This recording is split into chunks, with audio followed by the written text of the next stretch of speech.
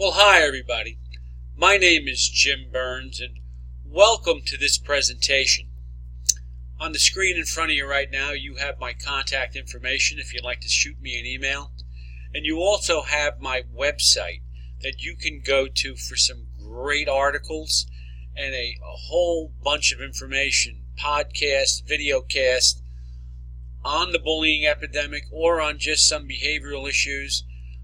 There are other things there that you can listen to to help you become more informed about relationships and about things that just are happening in society today that you may have a question about. So please do visit that website and take your time and go through it, and I'm sure that you'll enjoy it. The title of the presentation is 20 Everyday Strategies that you can use to help students to become their personal best. Now, there's just a couple of housekeeping items here. Number one, you uploaded this PowerPoint presentation. I hope that you uploaded the study notes. I have the study notes in front of me right here that I'm going to be using. I hope you have them in front of you too. It'll make the presentation a little bit more enjoyable, and it will become more informative for you because I do share things outside of the study notes. So get those ready and have those in front of you. I think it'll benefit you in a great way. Now we're going to start with a quote by Haim Ginott, who was a psychologist from many years ago, back in the 70s and 80s, and he had written a book. It was called Between Parent and Child. He wrote other books, Between Teacher and Child, Between Parent and Teacher, and they were all just so full of basic information, and that it was so helpful to the teachers at the time. They became bestsellers. But his comment here is very interesting. He's come to the conclusion that he or we as teachers are the decisive element in the classroom.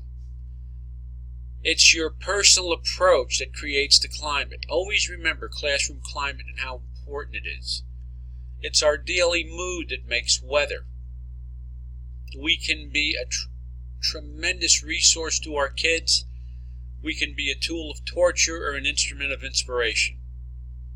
We can humiliate or humor or hurt or heal, and it's our response that will either humanize or dehumanize a student. So I think with this we have to come to terms with the fact that we have tremendous power in that classroom.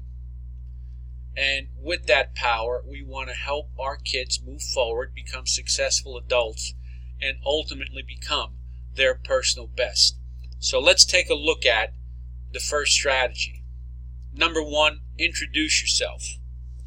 I mean, let's face it, kids have a whole bunch of questions about us when they come into our classroom. You're going to give them your name, but where'd you go to school? You married or you single? Different things that kids want to know. Where do you live? How long have you been teaching?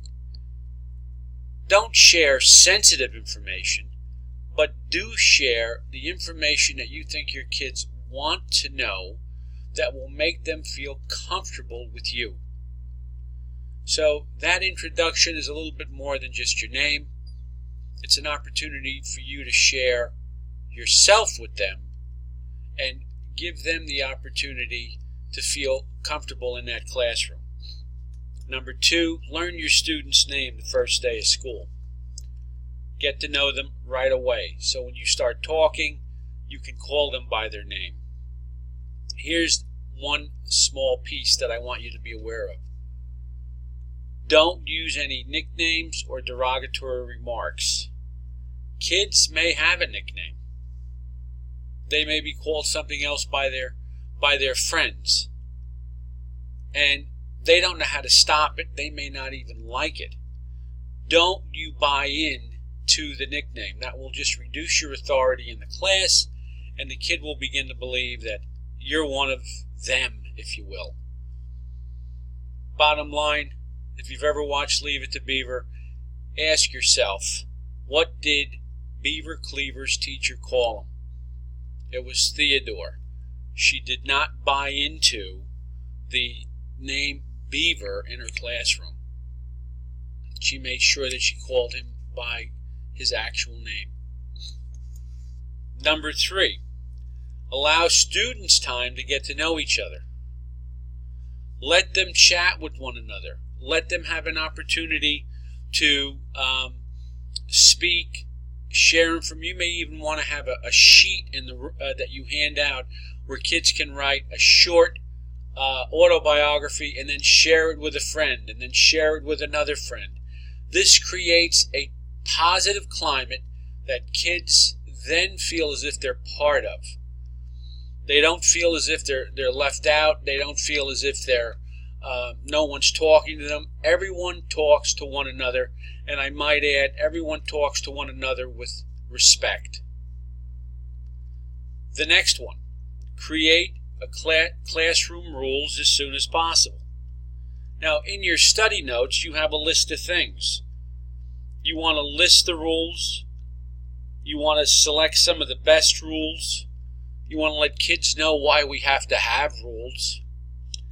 And then you want to compile that list of rules, and then you want to select some of the rules that the kids discussed as your classroom rules. Remember, if kids have an opportunity to help make the rules, they're going to feel more responsibility for the rules. So give your students a chance to make some rules, and you may also want to give them an opportunity to create the consequences that are associated with breaking the rules, which no one wants to do, but kids need to know what can happen if they break the rules. Next one, classroom procedures. You have a few listed in your study notes, but the idea here is for kids to know exactly how they need to enter a room, how they need to leave a room, your seating arrangement. What does punctuality mean? What does it mean when you are cheating on a test? How do you address each other? And so on. Classroom procedures are key. How do they get supplies? When can I get out of my seat? When is it okay to talk? All of these things are critical because there is no room then for mistakes. Everyone understands exactly what they need to do. And with those classroom procedures in place, kids then can move forward. There are no questions. You're not going to hear then, I didn't know, or you never told me. They're not going to go home and tell their parents that you disciplined them for not following procedure and you didn't know it. You may even want to send home the procedures with the students so that their parents can read them and sign them. Number 5 actually. Send a letter home to the parents introducing yourself. I know you can do this via email. Bottom line is a letter home, personal letter home, okay, written by you, signed by you, not a copy, to a parent means that they believe they feel special. And if they feel special, they're going to let their kid know that they should feel special. It's something that you want to do to introduce yourself to parents so that they have an opportunity to know who you are. And you may want to include some of the same things in that letter that you shared with the kids. Number 6, broken rules. You got to give kids the benefit of the doubt early in the year if they break a rule. You use, and we're going to talk about it further down in our rules and in our strategies, the instruction, warning, and correction process. You instruct kids in terms of what the rules are. You give them an opportunity to abide by them. If they happen to break one, you give a fair warning. One warning and only one warning. And then if it happens again and they do it again, you can be sure that that rule wasn't broken by mistake, but it may have been willful disobedience, and then you impose the consequence. But understand, in the beginning of the year, give them a shot to make a few mistakes. Next one that we want to use in our school, we want to greet our kids every day. Not only in the classroom, cafeteria, hallway. If kids are absent, you may want to make a phone call home to find out how they're doing. You want to talk to the kid at home. You want to talk to the parent. You want to make sure that you are staying in touch. You want to have your pulse on each and every kid. Greet them. They will feel special. You will feel good that you know everything there is to know about this student, and you'll have conversations with them that you may not have had, over a period of time. And that leads right into the next one, which is practicing the 2x10. Try to spend 2 minutes a day for 10 days straight talking to each individual student. You will find by the 8th day that student will come to you for the conversation.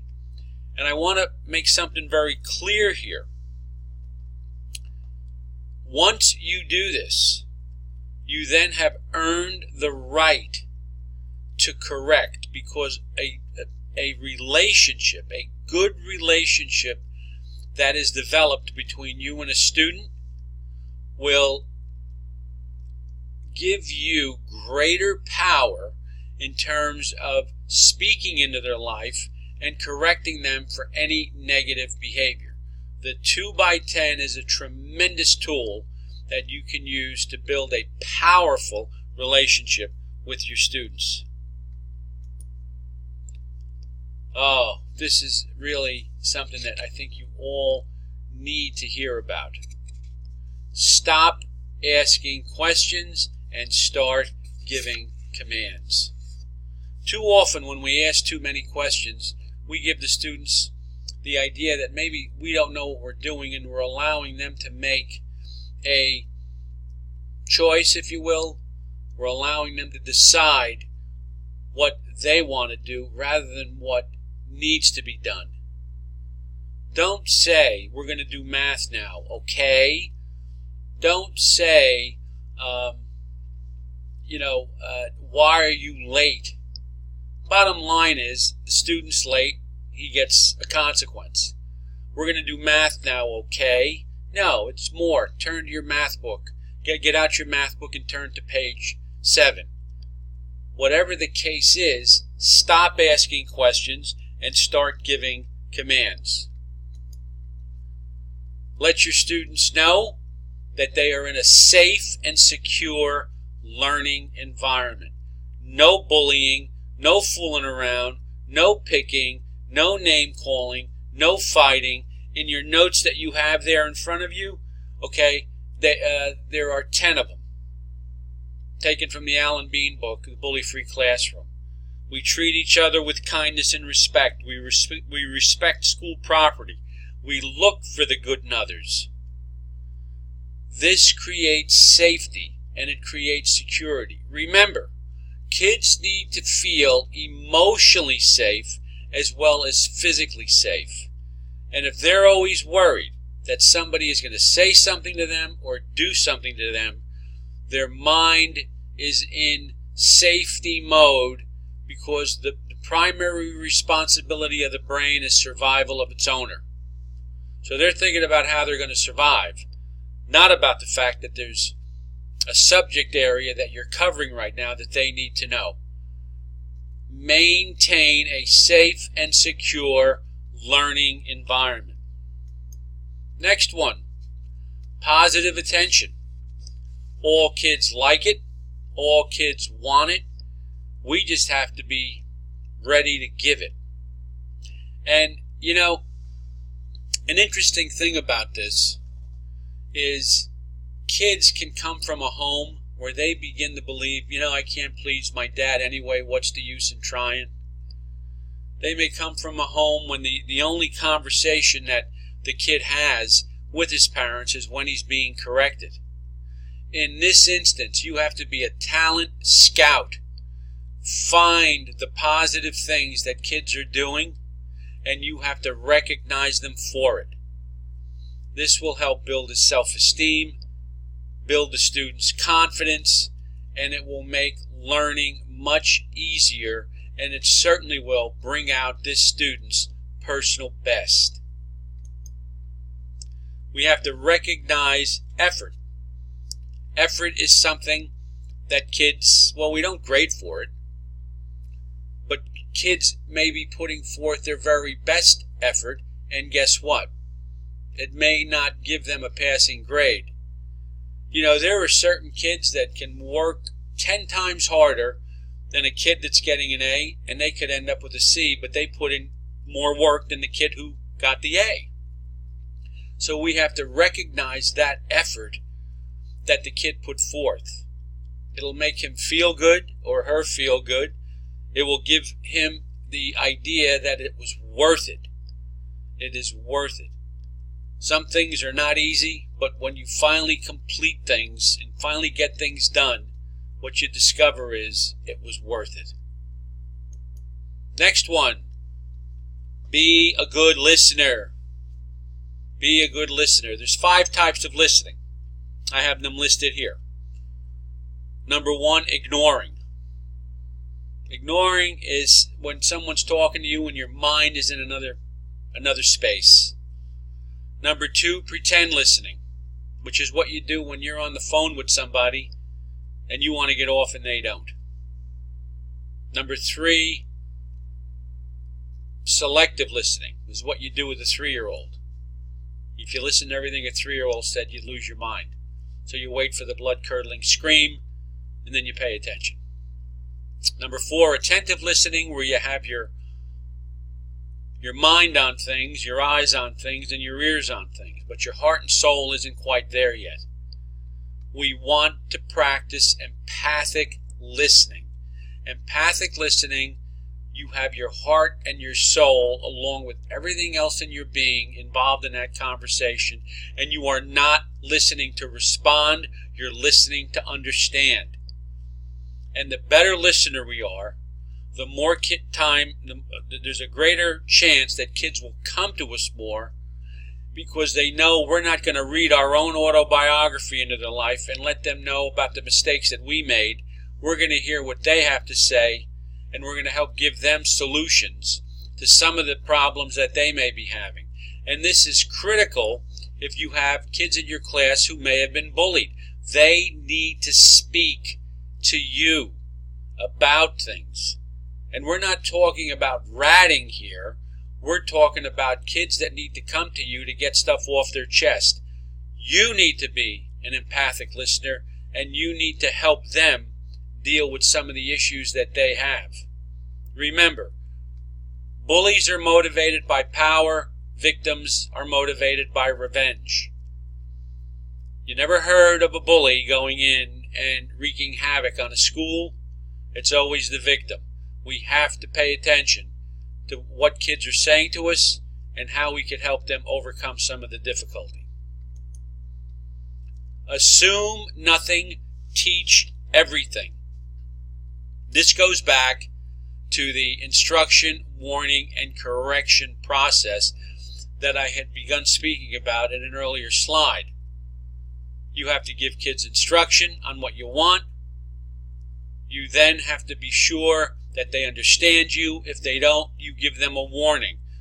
Again, not a prelude to punishment, but what it is an opportunity to determine if the conversation that was had was understood by all parties.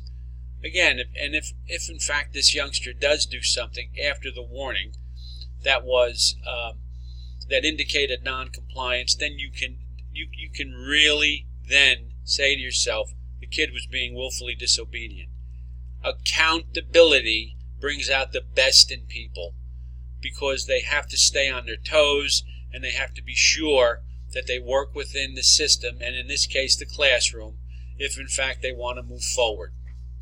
Next, keep kids busy and challenged. Keep every minute planned. You don't want to have kids who are not doing complete an activity and not have something to do. Busy and challenged. Keep them alive, keep them moving, keep them, interested, create novelty items, make sure that they feel good about what's going on in the room, and when they are done being busy and challenged, make them aware that there's a reward somewhere in this, and that's what they're going to get by following through and doing what they were told to do when they were told to do it. Be prepared for the unprepared. Kids come to school every day. No pencil, no paper, no nothing. The last thing they need is a lecture, because it takes away from instructional time for everybody else. Kid comes in with no pencil, give them one. Staples gives out a gross of pencils at the beginning of every school year. Get them. They're not Mongol number 2s, but they're good pencils that kids can use. And have the kids replace what they use. Now, some people will say, well, wait a minute, how does this kid replace what he uses? He didn't have a pencil for openers. I challenged one school many years ago, and I said, I can find 30 pencils in this school in 30 days. And they said to me, where'd you find them? Because I did. And all I had to do was say 2 words, the floor, the hallway, all over the place. You can find pencils anywhere. Make sure that the kids, if they use one, they bring one in. Same thing with paper. Have every kid bring in 10 or 15 sheets of paper just to have in what I call the dirt pile, where supplies can be respected, people use them, they end up replacing them. This is the thing that creates a climate where it is all for one, one for all. I'm working with you, I'll loan you a pencil, I'll help you out, and it helps them realize that sharing is caring, and we will do whatever we have to do to make sure that this classroom is a success, and that we are all becoming our personal best.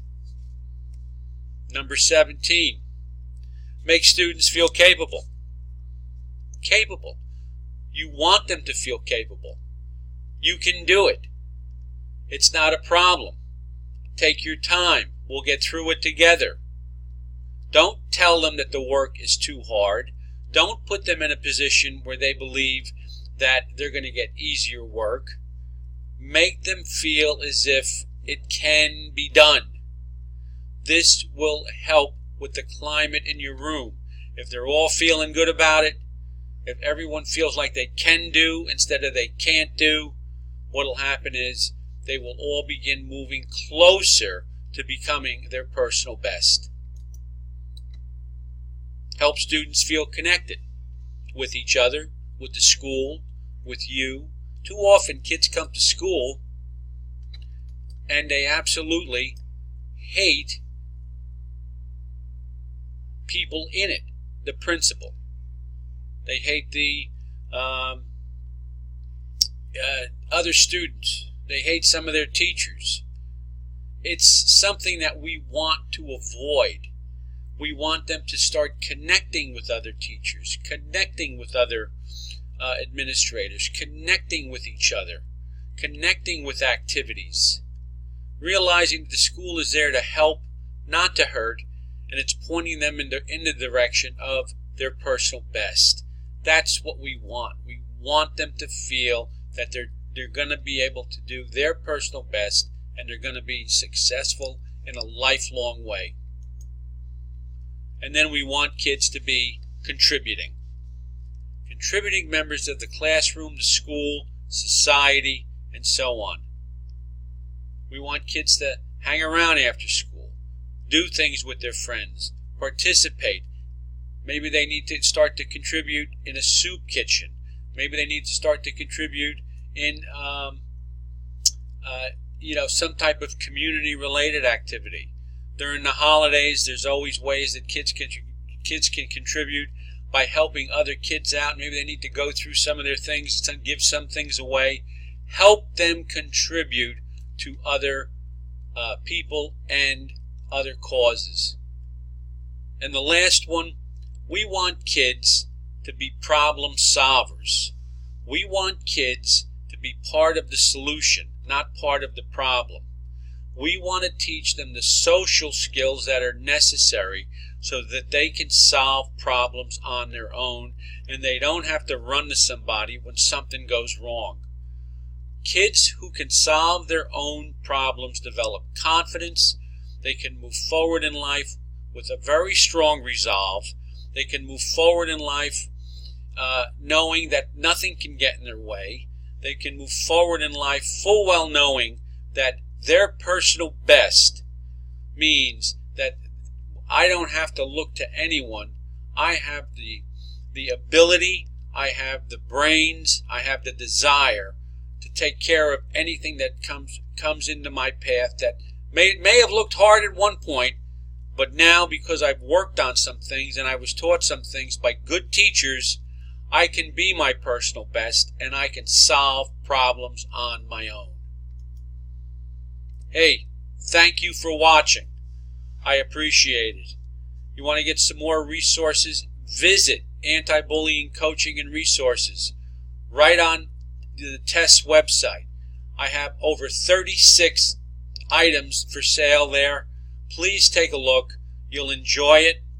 Thank you again. I hope that you use these to help your students become their personal best.